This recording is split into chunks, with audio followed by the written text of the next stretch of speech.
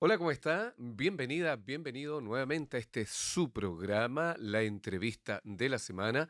Como siempre, 107.5 es su dial, acá de su radio Universidad de los Lagos, y nos ve a través de las pantallas de Lagos TV.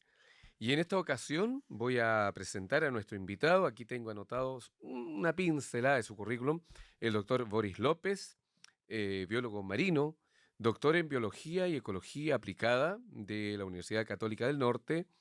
Está adscrito al Departamento de Recursos Agroalimentarios.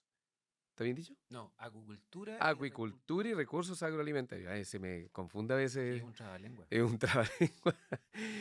Y bueno, bienvenido, lo primero, acá a la entrevista de la semana. Gracias Marcelo por la invitación. Es un gusto estar acá para un poco contar lo que uno se dedica y un poco las aspiraciones que uno tiene como investigador. Así es. Y yo quedé en el I porque iba a decir y casi me adelanto los temas que íbamos a ver, entonces no, van a ser sorpresas, por eso que se me notó tanto el I. Bueno, lo primero que nos interesa mucho nosotros pensando en que somos un puente facilitador del conocimiento y cómo la Universidad de los Lagos puede inspirar el conocimiento también en familias a través de sus investigadores, es preguntar algún aspecto de la vida, de dónde eres, Boris, y esa gran pregunta, ¿cómo llegas a este mundo maravilloso del conocimiento?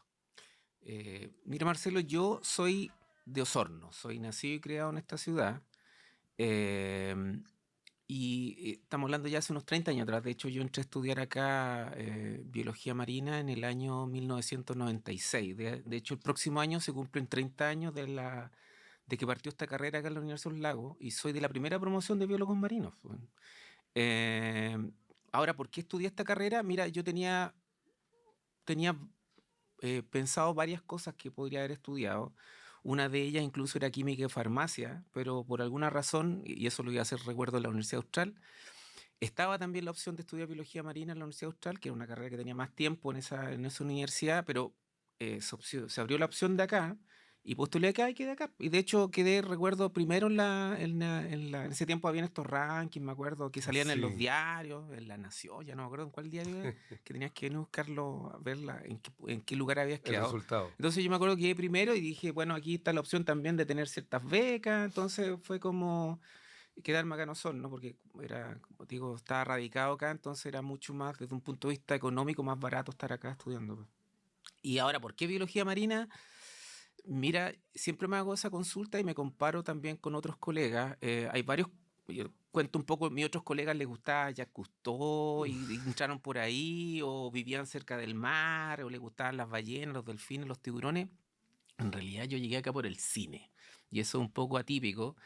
A mí me gusta mucho el cine y de chico me gustaba ver Tiburón. Y en Tiburón había un personaje que se llama Matt Hooper, que es un oceanógrafo especialista en El tiburcios. protagonista de la película. No, eso es el El coprotagonista. coprotagonista, ya. El otro es el jefe Brody, el que hace Ah, el ya. personaje, el Y Roy sabe los Scheider. nombres, ¿ah? Sí, es que me gusta la película. De Entonces, Steven Spielberg. exactamente. Y este año se cumplen 50 años de la película. De hecho, están saliendo Mira. versiones del libro de Peter Benchley, que en 50 aniversario. Entonces, hay un personaje que lo hace el Richard Dreyfuss, que es un experto en Un tiburones. gran, Lo sí. contratan para que vaya a la isla ahí de Amity. Y yo me quedé con ese personaje. Me gustaba mucho el personaje que era experto en tiburones. Entonces, yo creo que por ahí nació un poco. Y después, ya cuando entré a la universidad, o sea, entré un poco a la edad. De adolescencia me gustó un poco empezar a buscar libros sobre todo con tiburones, pero básicamente yo lo que menos hago es estudiar tiburones. Yo me di cuenta después que había que hacer cosas quizás con otro, o sea, acá no habían expertos en realidad, entonces había que buscar otras opciones y terminé siendo experto en picorocos. Al comienzo. Entonces te Ya. das cuenta que la vuelta de la vida. Del tiburón al picorón, hay harta Claro, diferencia. y ahora soy experto en cochayuyos también, en otros animalitos también, unos moluscos que se comen la madera, que se llaman, le llaman así las bromas de mar, que son animalitos que horadan la madera y son como termitas marinas. Y son un animal, un modelo Mm, biológico bien interesante que estamos acá trabajando ya hace un par de años acá en la universidad. Y eso lo enlazo con que justamente la semana pasada fue el Congreso de Ciencias del Mar, la versión 44ª, ya, en Viña del Mar. en Viña del Mar. Ahí fuimos con colegas del IMAR, del Centro IMAR en Puerto Montt, aparte de promocionar los posgrados en ciencias, que igual participo dentro de los posgrados de magíster y doctorado en ciencias. fui a presentar estos resultados sobre este molusquito que vive adentro de la madera y que se sabe muy poco acá en la costa de Chile, y fui a presentar los pocos resultados que tenemos con respecto a eso. Y respecto de ese congreso y de esta presentación, este molusco, ¿está en qué mares, en qué costas? Mira, es De una cuándo se sabe especie, de él? se sabe súper poco. Son especies que son especialistas en vivir dentro de la madera. Son termitas, pero marinas. Pero en realidad, más que ser un insecto, como pasa en los sistemas terrestres, esto es un molusco, es pariente de la almeja, es como una Pero cuando almejita. hablamos de madera, para hacerlo así, Madera, madera, no sé para si esto será hacerlo madera, con, pero... no, pero para hacerlo con, no, si este es madera, para hacerlo ahí con manzana, la madera que está cerca del agua, me Sí, imagino. sí, sí, los animales dependen de y viven únicamente y exclusivamente dentro de la madera disponible. La madera, ¿cómo llega al mar? Bueno, naturalmente, usualmente la madera está más asociada a sistemas terrestres, pero llega a través de los ríos hacia los Claro. sistemas marinos. Y estos animales, por algunos receptores químicos, detectan la presencia de la madera y se pegan a la madera y la penetran y empiezan a hacer como horadaciones dentro de la madera, madrigueras, y viven ahí, y solamente viven ahí. Entonces, es difícil verlo a simple vista porque tienes que estar observando la madera, y uno Pero se ve esperaría... a los humanos con microscopio. No, hay que desarmar la madera, así como digo, es como... Uno igual tampoco ve las termitas están como por dentro de la madera, y Sí, uno ve los efectos de las termitas, o sea, como cae polvillo, estas sí. cosas. Bueno, en los sistemas marinos es básicamente muy parecido. Tú observas horadaciones, hoyos en la madera, y tú al disgregar la madera se empieza como a polillar, y de repente te encontrás con un bicho que parece un gusano, pero en realidad es un molusco, y que se alimenta tanto de la madera como también de filtra partículas que está suspendida en el plancton. Entonces, son animales que tienen una fisiología, una estructura muy particular y que son únicos en el mundo. O sea, hay poquitos animales que hacen ese trabajo en los Sí, sistemas por lo marinos, menos yo po. nunca había escuchado. ¿Y por qué te llamó la atención y qué pasó en el Congreso con esta exposición? Ah, bueno, ¿por qué me llamó la atención? Porque es un modelo biológico bastante particular. Hay poca gente, o sea, somos los únicos que estamos estudiando este tipo de organismos en la costa de Chile. Y aquí en la costa está descrita tres especies, pero básicamente hay una que es la más conocida, que se llama Bankia martense. Pero todo el mundo le dice bromas de mar. Entonces te permite jugar un poco con el concepto, el chiste de las bromas de mar y cosas así. Entonces, como modelo ecológico es bien particular porque se conoce muy poco, y se conoce también se conoce poco su biología, cómo interactúa con otros animales, etcétera. Entonces es un grupo bien particular que por lo menos a mí personalmente me parece interesante como para avanzar en cierto desarrollo de ciertos aspectos de la ecología de estos animales. Bueno, lo primero, mientras tú vas contando, estaba pensando, y yo creo que los auditores también, los televidentes, respecto de esa particularidad que tienen los científicos y que todos deberíamos no perder, esa capacidad de asombro, la curiosidad, porque dice, me llama la atención. Claro, alguna persona que está en su trabajo, en otro tipo de ámbito, eh, se va a sorprender igual que nosotros. Y yo te quería preguntar, ¿qué pasó en el Congreso en sí, con ese mundo científico cuando tú le entregas y qué metodología tenían, qué tiempo de exposición, en fin? Mira, yo fui a mostrar los resultados del último año, pero venimos trabajando desde pandemia, me acuerdo, y en pandemia obviamente era difícil ir a terreno, teníamos que construir paneles de madera porque le tenemos que dar como la comida, le tenemos que colocar la comida en el agua a los animales, y construimos set de madera que colocábamos a ciertas profundidades en ciertas estaciones del año, usualmente contrastar verano con invierno, básicamente, y ver cuánto se pegan y cómo están interactuando con otros animales la madera finalmente es un sustrato que uno coloca en el agua, y se pegan no solamente estos bichitos, sino que se pegan otros bichitos que están rodeando, choritos, picorocos, que se pegan por sobre la madera. Que también pasa cuando uno coloca los sistemas que colocan de acuicultura, flotadores o otras cosas, se le pega de bicho. Entonces acá también pues, hay otros bichitos que se pegan, y estamos viendo básicamente la interacción que tiene esos animalitos que se pegan, que se llaman bioincrustantes, con lo que está creciendo dentro de la madera, que son estas bromas de mar. Entonces en el Mm, Congreso mostramos eso, a la gente le gustó porque, bueno, aunque yo sé que viniendo de mí no tiene mucho sentido, pero fue novedoso. sí fue novedoso porque, vuelvo a decir, son animales que no se estudian mucho. Acá en la costa de Chile existe un desconocimiento bastante amplio sobre su biología, su ecología, y hay aspectos básicamente no se conoce, temas genéticos, no se sabe absolutamente nada. De hecho, un estudiante que trabaja conmigo, Martín González, de la carrera de Biología Marina, él fue a presentar un póster en modalidad póster lo que se sabe en realidad de estos animales en la costa de Chile, que es muy poco, hizo una revisión bibliográfica de los últimos 50 años en base de datos y encontró, no sé, 6 7 papers, y es básicamente lo único que hay. Y con eso construyó un póster que él fue presentado en esa modalidad y él también le hicieron preguntas porque a todo el mundo le llama la atención estos Sí. animalitos, pues es Por eso, y básicamente lo eso. primero, y que no se me olvide, ¿dónde están? ¿En qué me refiero? Sí, en el agua, pero Ah, ¿están acá en ríos, en mar, en Mira, lagos? las especies chilenas son marinas, pero también en otros países hay especies que son estuarinas. Y de hecho hay una especie que se come la roca, es una cosa marcianesca y que se descubrió hace como 5 años en Filipinas, que es un animal que penetra la roca y se alimenta con unas bacterias ahí nitrificantes de la Qué roca. increíble, En ¿eh? cambio, las especies que nosotros tenemos acá en la costa de Chile, que la especie más conocida está desde Valparaíso a Magallanes, se alimenta de madera y tienen también una simbiosis, una relación muy cercana con unas bacterias que permiten degradar la celulosa. Y eso es lo que permite que el animal esté dentro de la madera.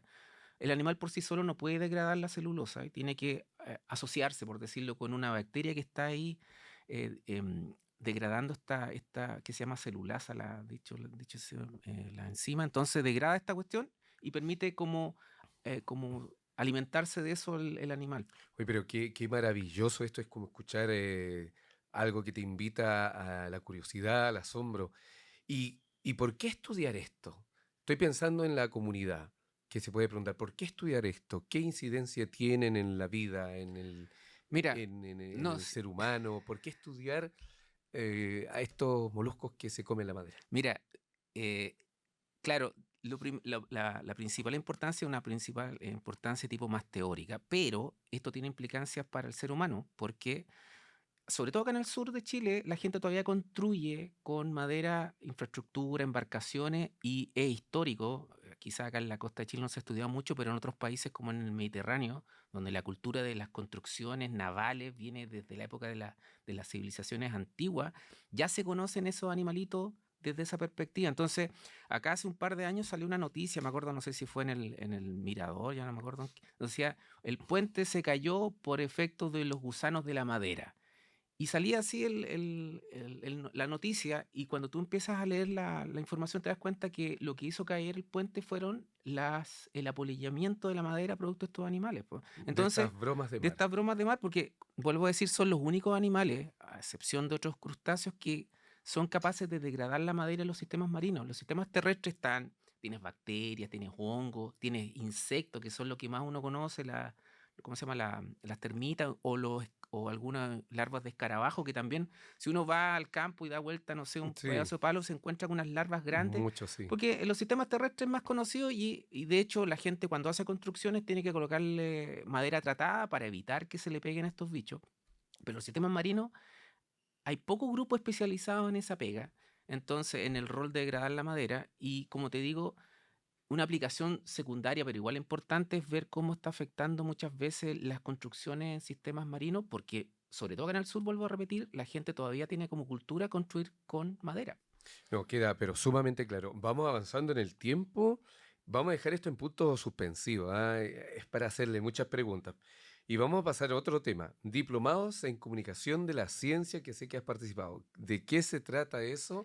Nosotros estamos igual vinculados muchas veces, pero en caso tú participaste y cuáles son los fines. Mira, yo en los últimos 3 años he estado tomando, o sea, una de las cosas principales de los investigadores y que no tenemos formación inicial en eso es el tema de las comunicaciones. Cuando uno es investigador o investigadora, la etapa final de las cosas que uno hace es comunicar. O sea, no lamentablemente, afortunadamente. Afortunadamente. Entonces Para tenemos, algunos, lamentablemente. existen comunicaciones de tipo escrita, como los papers, otro tipo de escritos, pero también comunicaciones orales. Entonces, desde ya hace unos 10 años se ha popularizado acá en Chile y sobre todo ahora después que empezó a crecer la divulgación de la ciencia, empezaron a aparecer diplomados de comunicación de la ciencia en diferentes universidades de Chile. El más antiguo, el de la Universidad de Chile, que ya lleva como 10 años dando un diplomado anual, que parte aproximadamente como en mayo y termina en diciembre, noviembre, y donde tú tienes varios módulos donde te vas mejorando tus capacidades de comunicación, po. Hay módulos de, no sé, de filosofía y la ciencia, que es un poco más aburrido quizás, pero también hay módulos que tienen que ver cómo así es la bajada de los papers, cómo se construyen las columnas de opinión. Y eso lo tomé el 2022 en la Universidad de Chile. pero me quedó gustando, me di cuenta que ahí había una beta que uno podría explorar más adelante y el año pasado tomé otro diplomado que lo estaba haciendo la Universidad Católica, la Pontificia Universidad Católica, que también es un diplomado anual que está adscrito, a diferencia del diplomado de la Chile, que está adscrito a la Facultad de Ciencias, esto era de la Facultad de Comunicaciones. Entonces era Mm. incluso más abocado a científicos que para gente de comunicaciones. Entonces ahí también tuvimos módulos, no sé, de hacer campañas de marketing social y para mí era todo desafiante porque obviamente yo vengo del ámbito de la ciencia, acostumbrado a ejecutar proyectos, comunicar a través de paper, pero no estaba acostumbrado a conocer como el otro ámbito de las comunicaciones. Mm. Entonces fue como bien gratificante y lo otro es que tenía compañeros que venían de otras áreas, pues teníamos compañeros que eran, no sé, pues, publicistas, periodistas, sonidistas, teníamos colegas también del ámbito científico, pero de astronomía, de veterinaria, entonces formábamos grupos muy diversos y el aprendizaje, aparte de los conocimientos propios del diplomado, era muy entretenido porque teníamos que trabajar en grupo en Una cosas que, retroalimentación claro, total. teníamos que trabajar en grupo con gente que teníamos visiones a veces distintas de cómo se hace la comunicación. Así que la idea, después de haber cursado estos diplomados y que voy a seguir tomando alguna cosa, yo quedé muy emocionado, o sea, no muy emocionado, sino que muy entretenido con el tema del storytelling, esto de la Ya. narrativa, de cómo en el fondo el científico utilizando la narrativa puede mejorar el impacto de la comunicación que está haciendo. Entonces, aplicar incluso, como me gusta el cine, y el cine tiene que ver con la narrativa y los tres actos y cómo se hacen un poco la lógica de los guiones, eso mismo tú lo puedes aplicar también al tema de las charlas o las intervenciones que uno hace como científico o científica. Así es. Entonces, yo quedé encantado y como te digo, probablemente voy a seguir tomando algunos cursos de perfeccionamiento respecto a eso. No, pero, a ver, me parece fantástico y usted que lo escucha, que lo vea al doctor Boris López, porque es algo vital. Y de hecho, los grandes científicos a nivel mundial de la historia, si hay algo que los ha diferenciado ha sido la capacidad de comunicar, de divulgar, pero es difícil, es Sí. difícil. Por ejemplo, se me viene, siempre lo digo porque es uno de los personajes que más admiro, Isaac Asimov, Carl Sagan, y ellos transformaron, fueron criticados también en su tiempo, sobre todo Carl Sagan. Así que, ¿dónde se va este conocimiento? Esto acá en la U. Talleres. Sí, la idea es empezar a implementar algunos talleres, no sé si directamente sobre el tema de la comunicación, porque yo sigo siendo científico y sigo pensando como científico, pero me gustaría aliarme con algunas personas que vienen del área de la comunicación. La próxima semana, y aprovecho de pasar el dato, va a haber un taller sobre cómo postular a los posgrados, que es un tema que yo me he dado cuenta que la gente no sabe muchas veces cómo postular a los posgrados. Postulan así sin saber un poco cómo llegar a una entrevista, qué papeles te van a pedir. Entonces, la próxima semana con la Academia CTSI estamos organizando el próximo lunes, de hecho debería salir todavía el afiche de promoción de un taller, sobre todo enfocado a los estudiantes de pregrado, de cómo ellos pueden postular a fondos concursables, o sea, disculpa, a posgrados, pero también saber los consejos prácticos de cómo postular las becas de financiamiento por un lado. Y lo otro es que ya el próximo semestre también estamos pensando con el área, sobre todo asociado con ustedes del área de comunicaciones, con la periodista Natalia Araya, hacer talleres de, por ejemplo, cómo entender los papers, que es una cosa que los estudiantes sufren, transpiran Sí. ahí cuando tienen que exponer y básicamente uno no es contarle cómo escribirlo, sino contarlo cómo entenderlo. Dónde poner la atención, en qué parte está la quintesencia, el trabajo, y eso, hacer un taller sobre eso. Y segundo, una segunda patita, que eso lo quiere hacer Natalia, es bueno, yo tengo mis resultados de mis investigaciones hechas acá en la universidad como estudiante. ¿Cómo yo puedo aumentar o maximizar el impacto de los resultados que tengo? A través de redes sociales, cómo armar Así un buen es. reel, cómo hacer una historia o otro tipo de formato para mostrar los resultados que tengo de mi investigación. Entonces, va a ser como un taller en dos partes, po. Uno lo voy a hacer yo y lo otro lo va a hacer Natalia. Pero qué buena noticia. Un saludo para nuestra colega igual Natalia Araya. Y felicitar por esta iniciativa. Es muy relevante que los investigadores, las investigadoras se preocupen de esta misión de divulgar el conocimiento para que, si bien tienen que cumplir con los papers, ¿cierto? Pero lo más importante es poder tratar de traspasarlo. Así que queremos agradecer, se nos pasó volando el tiempo, una entrevista muy importante y se me quedaba, cuando hablabas de la película Tiburón, esa música que quedó en el De inconsciente John Williams, colectivo. sí. Tun, tun, tun, tun, tun, tun, tun, tun. ¿cierto? Sí. Por ahí. Así que agradecemos al doctor Boris López, biólogo marino, doctor en biología y ecología aplicada de la Universidad Católica del Norte y académico acá del Departamento de Acuicultura y Recursos Agroalimentarios, por estar en la entrevista de la semana. Gracias, Marcelo. No, y a él, por supuesto, y a usted que nos sigue a través del 107.5 en su radio Universidad de los Lagos, a través de las pantallas de Lagos TV. Los grandes temas, interesantes temas, descubriendo, ¿cierto? Descubriendo otro panorama, y qué mejor que con una fuente aquí real, concreta, como un investigador, en este caso, con esta curiosidad del científico, del niño, del mundo de los por qué. Teníamos un programa, o todavía está, El mundo de los por qué. La entrevista de la semana. Reitero, los grandes temas con los grandes protagonistas. Muchas gracias. Que esté muy Gracias. bien. Chao, Chao, chao. chao.